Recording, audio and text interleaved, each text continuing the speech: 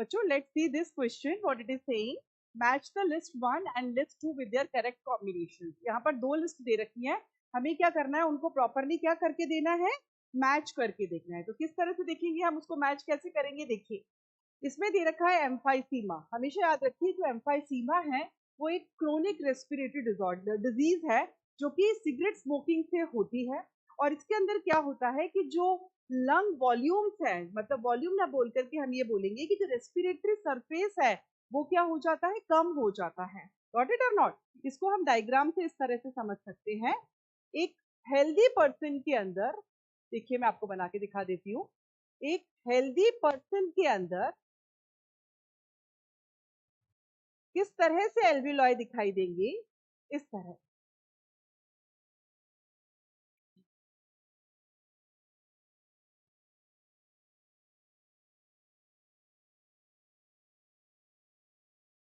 ये देखिए इस तरह हेल्दी पर्सन के अंदर, और यहाँ पर रेस्पिरेटरी सरफेस सभी का क्या दिख रहा है, बहुत ज्यादा दिख रहा है। अब डिजीज्ड केस में क्या होगा देखिएगा, डिजीज्ड केस के अंदर ये श्रिंक हो जाएंगे एल्वियोलाई, उनकी जो आपस में जो मेम्ब्रेन है वो भी क्या हो जाएगी, फ्यूज हो जाएगी। और इसकी वजह से जो रेस्पिरेटरी सरफेस है बच्चों वो क्या हो जाएगा, कम हो जाएगा बेटा, इस तरह। ये देखिए यहाँ पर जो वॉल है वो ज्यादा क्लियर दिख रही है, और यहाँ पर वॉल क्या हो गई है, आपस में फ्यूज हो गई है। इसकी वजह से यहाँ पर ये है डिजीज्ड पर्सन का, ये वाला केस है डिजीज्ड पर्सन का। और यहाँ पर वॉल के फ्यूज होने की वजह से जो एक्सचेंज ऑफ गैसेस है वो प्रॉपर नहीं हो पाए। गॉट इट और not? So it is about emphysema, ठीक है। और उसके बाद अगर हम बात करते हैं इंस्पिरेटरी रिजर्व वॉल्यूम, इसको भी हम देख लेते हैं।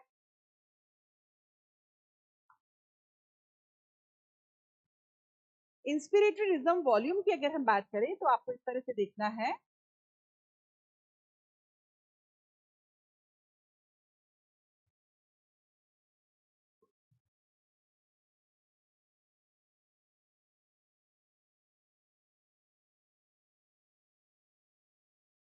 नॉर्मल इनहेल करके नॉर्मल एक्सहेल करना, उसको हम क्या बोलते हैं, उसको हम टाइडल वॉल्यूम बोलते हैं। हमने नॉर्मली इनहेल किया 500 ml, 500 एक्सहेल किया, 500 इनहेल करके 500 एक्सहेल कर दिया, ठीक है ना। अब हमसे बोला गया है इस क्वेश्चन में, देखिएगा इंस्पिरेटरी रिजर्व वॉल्यूम के बारे में यहाँ पर बात की गई है। तो किस तरह से देखेंगे हम इसको, नॉर्मल इंस्पायर करने के बाद कितना एक्स्ट्रा अमाउंट हम इंस्पायर कर सकते हैं, ये वाले वॉल्यूम की बात कर रहे हैं। और इसी को बोलते हैं बच्चों IRV, ये है टीवी। तो टीवी के अतिरिक्त कितना एक्स्ट्रा एयर हम अंदर लंग्स के अंदर ले सकते हैं, उस वॉल्यूम को बोलते हैं inspiratory reserve volume. The amount of air which we can inhale after a normal inspiration, और इसकी वैल्यू आती है 2500 ml से लेकर 3000 ml। तो अब आपको समझ में आ गया होगा, ठीक है। नेक्स्ट इसके अंदर अभी दिखाई दे रहा है हमें डायफ्राम। तो डायफ्राम को किस तरह से देखेंगे हम, डायफ्राम के लिए क्या है, इसके लिए भी एक कंसेप्ट है जो कि हम इसको दिखा देते हैं। इसमें मैच होगा कि इट इंक्रीजेस और डिक्रीजेस द थोरेसिक वॉल्यूम, तो हम एक बार इसको मैच भी कर देते हैं। इंस्पिरेटरी रिजर्व वॉल्यूम को हम P से मैच कर देते हैं। एम्फाइसीमा जो है उसको हम क्रोनिक डिसऑर्डर करके इस तरह से मैच कर देते हैं बच्चों।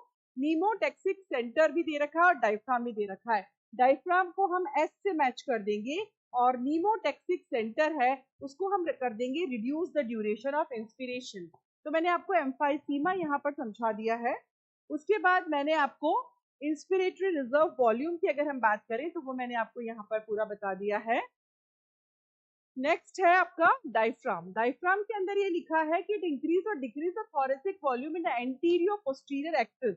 इसको भी अपन समझ लेते हैं बच्चों। देखिए ये है लंग्स, तो हम लोग इस तरह से मान के चलते हैं कि ये इस तरह से, ये सपोज एक थोरेसिक कैविटी है, ठीक है ना। तो डायफ्राम जो है ये कौन सा वाला केस है, ये इंस्पिरेशन वाला केस है। इंस्पिरेशन वाले केस में आपको दिखाई दे रहा है कि डायफ्राम नीचे की तरफ आ रहा है, गॉट इट और नॉट। और अगर मैं एक्सपीरेशन वाला केस लेती हूँ बच्चों, ये तो डायफ्राम कैसा हो जाएगा, अंदर की तरफ चला जाएगा, डोम शेप का हो जाएगा। डायफ्राम कैसा हो जाएगा, डोम शेप का, इस तरह से डोम शेप का हो जाएगा। और इसको हम क्या बोलेंगे, एक्सपीरेशन और एक्सपायरेशन और एक्सलेशन।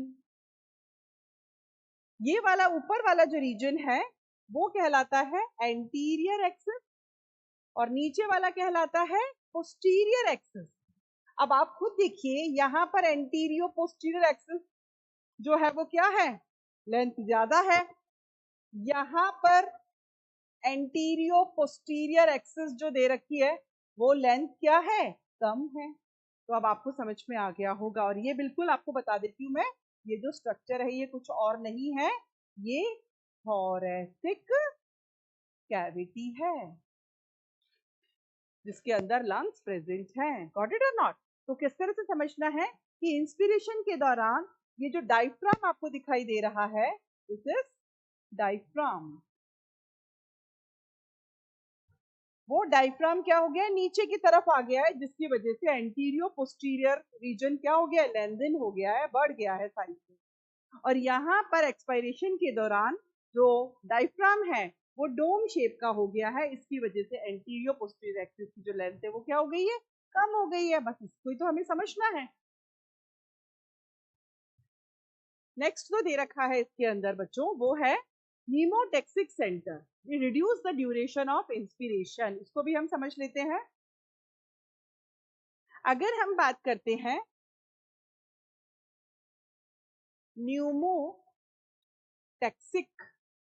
सेंटर की, तो हमेशा याद रखिए ये क्या है, पॉन्स है और ये है मेड्यूला।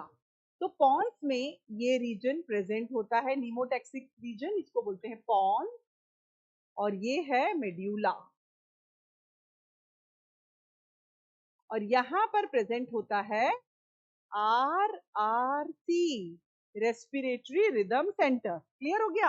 अब RRC का तो काम है इंस्पिरेशन और एक्सपिरेशन के रिदम को मेंटेन करना।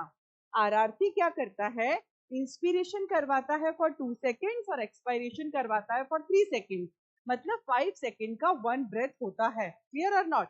लेकिन अगर कभी हम हार्ड वर्क कर रहे हैं या कुछ हेवी एक्सरसाइज कर रहे हैं, तब हमारा ये जो नीमोटेक्सिक सेंटर है पॉन्स, ये स्टिमुलेट हो जाएगा और फिर ये पॉन्स मैसेज देगा आरआरसी को, और आरआरसी से कहेगा कि इंस्पिरेशन के ड्यूरेशन को क्या कर दो, कम कर दो।